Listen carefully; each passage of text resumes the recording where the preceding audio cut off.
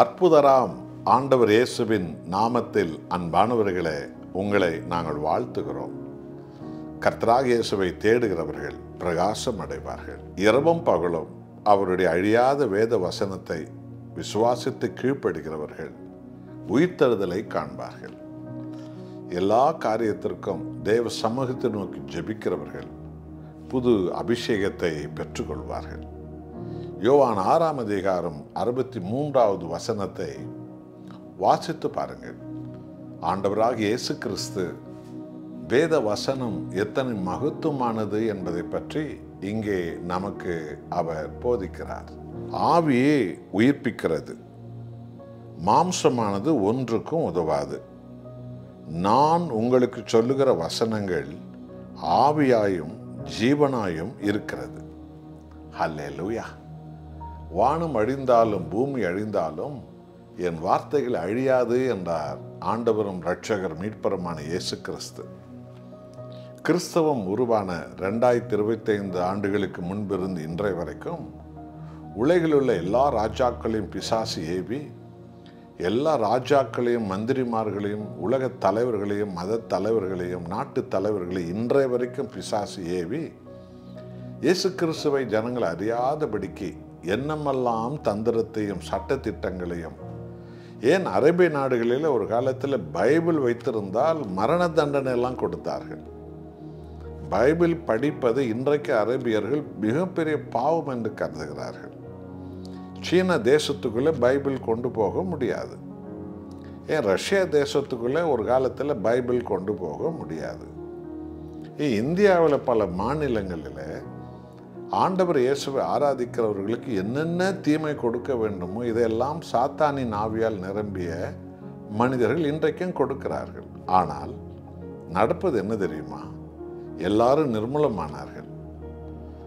ஆண்டவராக இயேசுவின் நாமம் உலகமெங்கும் உயர்ந்திருக்கிறது.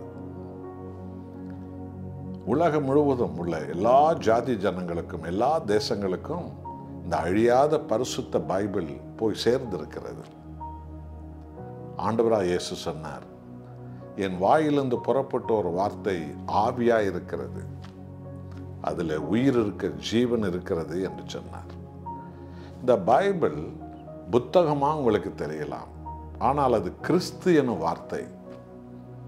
ஆண்டவராக இயேசு வார்த்தையான கடவுள்.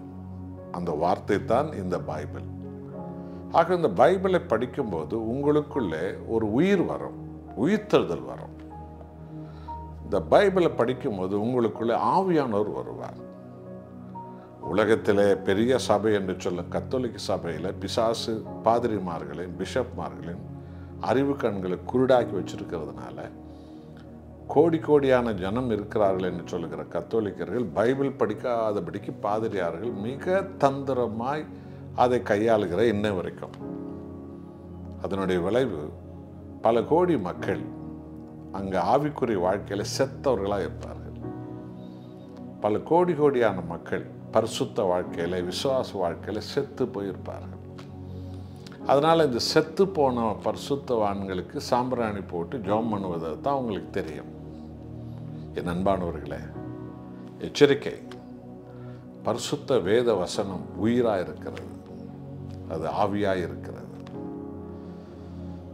பாவ சிந்தையில் வாழும் உலக மனிதர்களுக்கோ, பாவத்தில் மூழ்கி குடிவெறியிலே கெட்ட நடத்தையில் பண ஆசையில் மூழ்கி இருக்கிற மதவாதிகளுக்கோ இதெல்லாம் புரியாது. அவங்க ஆத்மா செத்து இருக்கிறது. ஆனால் உயிர்த்தெழுதலை பெற்ற ரட்சிப்பின் மக்களுக்கு தான் இது மேன்மையை கொண்டு வரும்.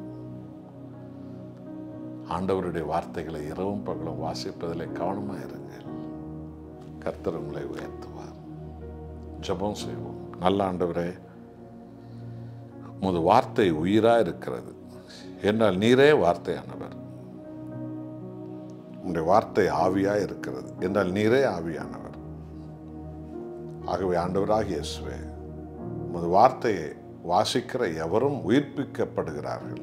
உமது வசனத்தை கேட்கிற எவரும் ஆவியால் அபிஷேகம் பண்ணப்படுகிறார்கள்.